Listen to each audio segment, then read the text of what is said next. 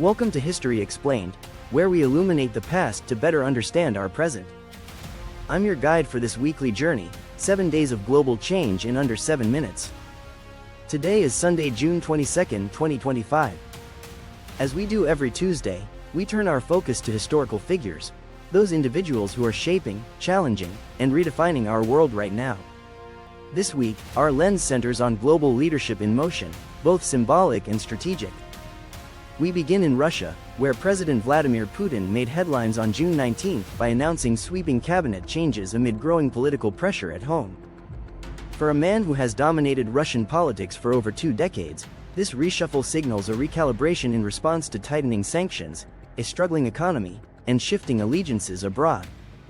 As opposition voices cautiously re-emerge and regional leaders assert more independence, Putin's legacy as a strongman leader is now in flux. Will he adapt into a pragmatic statesman, or double down on control? This moment mirrors the inflection points faced by historical figures like Brezhnev or Nicholas I, leaders who mistook stagnation for stability. In stark contrast, halfway across the world, Claudia Sheinbaum, Mexico's newly elected president and the first woman to hold the office, began unveiling her core cabinet appointments this week. Her historic election just 2 weeks ago is now turning into a test of political transition.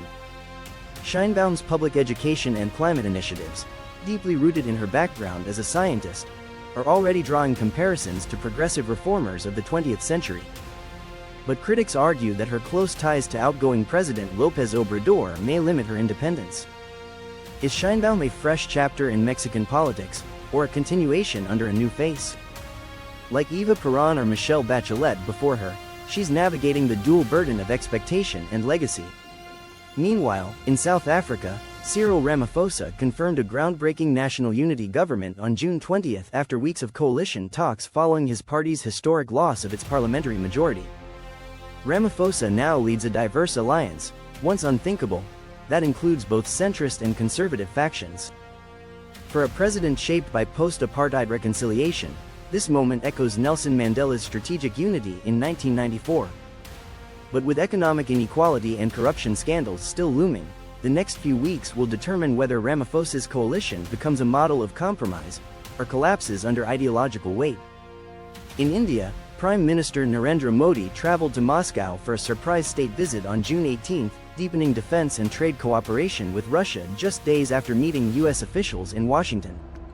Modi is positioning himself as a balancing power in a polarized world, a strategy reminiscent of Nehru's non-alignment movement in the Cold War. As India chairs critical diplomatic talks on global trade and climate this year, Modi's role is evolving from nationalist populist to international broker, though not without domestic backlash. From political halls to humanitarian leadership, we also saw Ngozi Okonjo-Iweala, Director General of the World Trade Organization, push forward a breakthrough digital trade agreement on June 20 between African, Asian, and Latin American economies.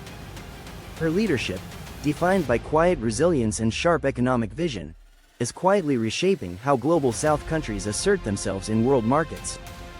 Much like Wangari Maathai or Eleanor Roosevelt, Okonjo-Iweala is demonstrating how diplomacy, rather than domination, can shape a fairer international system. And finally, we return to Volodymyr Zelensky, who this week secured renewed military aid commitments during the Ukraine Peace Conference in Berlin on June 21st Street. Zelensky continues to defy expectations, not just as a wartime president, but as a figure of moral clarity in a fragmented geopolitical era.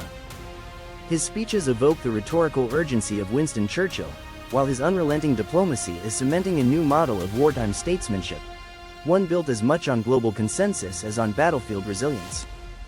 From Kremlin corridors to coalition cabinets, from Geneva trade tables to Kyiv trenches, these are the individuals shaping the contours of our time.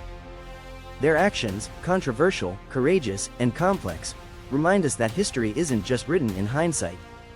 It's crafted every day by those bold enough to steer its course. Thank you for joining us for this week's episode of Historical Figures.